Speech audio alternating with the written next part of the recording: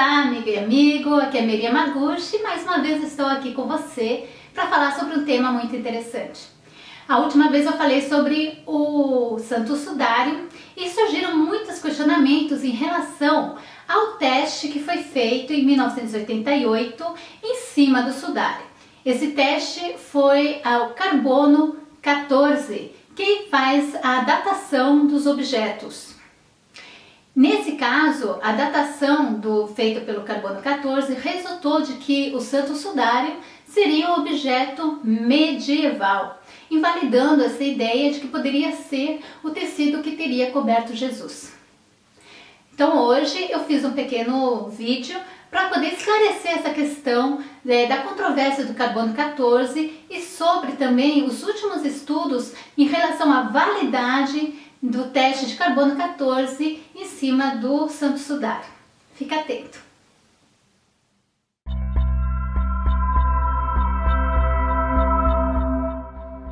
A autenticidade do sudário foi contestada em 1988 devido aos resultados de exame por carbono 14.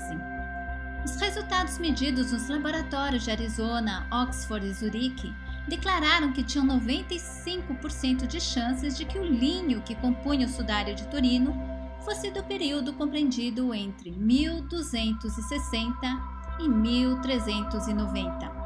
Os resultados deram evidências conclusivas de que o sudário era medieval.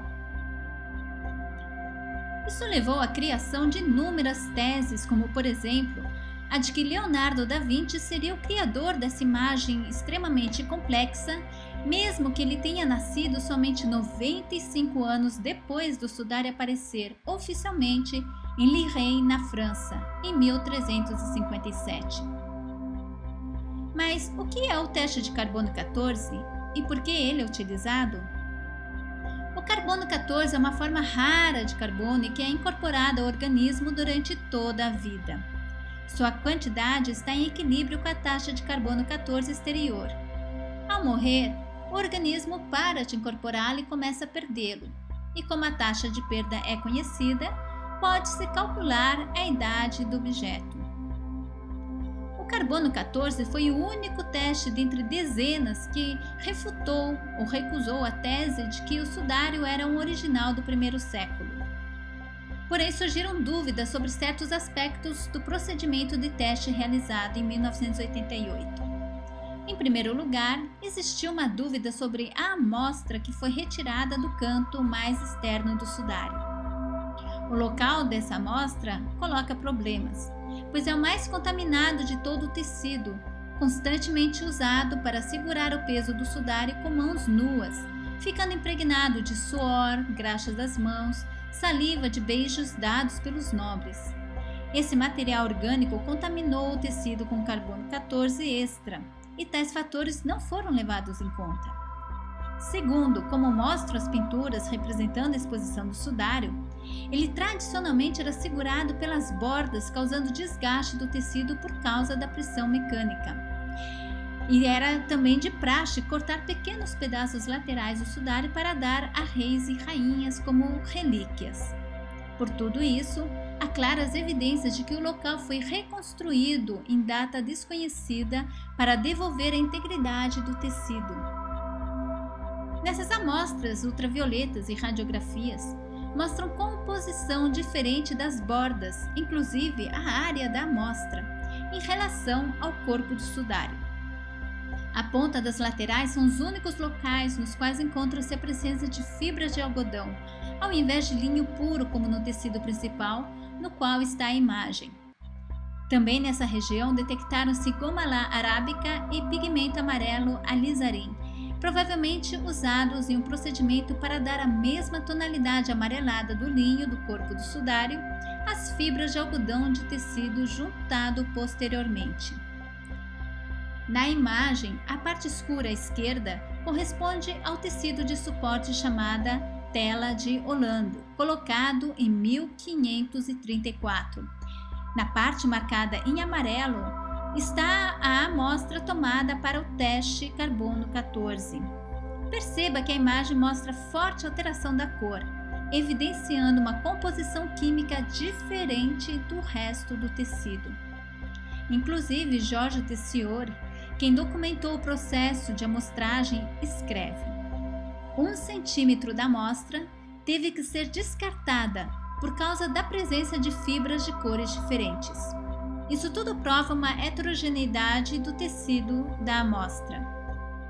Portanto, chegou-se à conclusão de que a amostra retirada do canto do sudário não é representativa da peça inteira. Há também suspeitas da falta de rigor nos testes de carbono 14. Nenhum dado primário, ou seja, os resultados brutos, foram rendidos públicos como normalmente ocorre nos estudos quantitativos, a fim de serem analisados e discutidos pela comunidade científica. Os estudos estatísticos dos testes falharam em satisfazer os critérios mínimos quanto à homogeneidade dos resultados das amostras.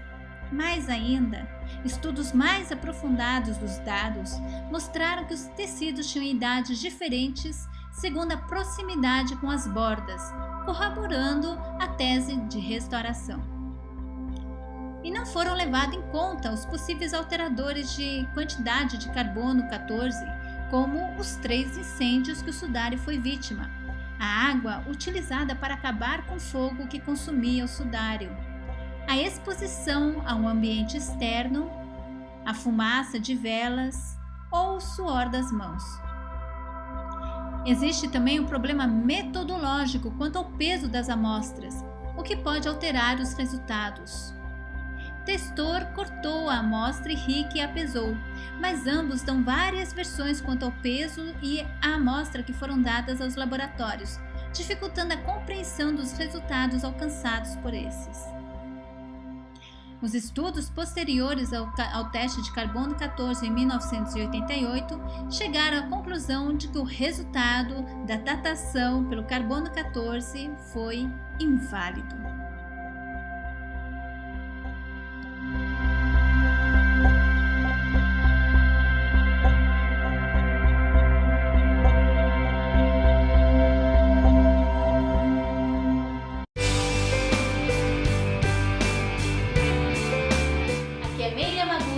Eu sou terapeuta holística e terapeuta em EFT, a técnica da liberação emocional ou acupuntura emocional sem agulhas. Se gostou desse vídeo, então dê o teu like e deixe um comentário. Se quer saber mais sobre terapia, ciência e espiritualidade, então assina a minha newsletter e receba informações que eu só passo por e-mail. Te espero lá!